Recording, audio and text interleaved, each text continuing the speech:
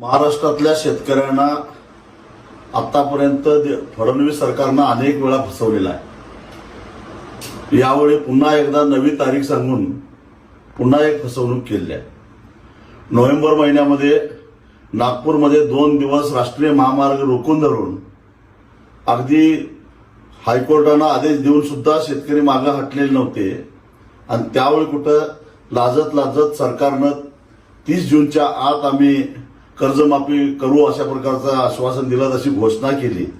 पण पुन्हा एकदा सरकारनं आपला रंग दाखवला आणि आता 5 जुलैनंतर त्याची प्रक्रिया सुरू होईल अशा प्रकारची घोषणा कृषी मंत्र्यांनी विधिमंडळामध्ये केलेली आहे।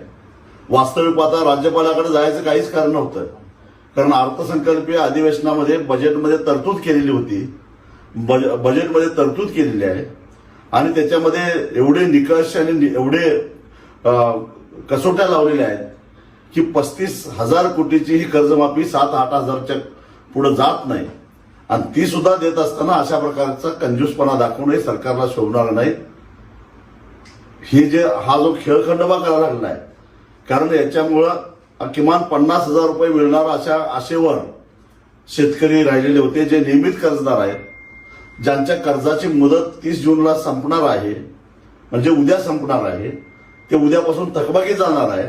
त्यांनी असं नियोजन करून ठेवलेलं होतं की किमान 50,000 आपल्या अकाउंटला जमा होतील आणि उरलेले पैसे आपण कर्जाचे भरायचे, असं नियोजन ज्यांनी केलेलं होतं ते आता पुन्हा कर्जबाजारी होणार आहे आणि अशा प्रकारे शेतकऱ्यांच्या भावनेशी खेळण्याचा काही एक अधिकार सरकारला नव्हता। जणू काय भीक देतोय या पद्धतीनं हा जो काय खेळखंडोबा चाललेला आहे, मला सरकारला एवढाच इशारा द्यायचा आहे की हे तुम्हाला महागात पडेल। सबस्क्राइब करा आणि परिसरातील ताज्या घडामोडी सर्वात आधी बघण्यासाठी बेल आयकॉन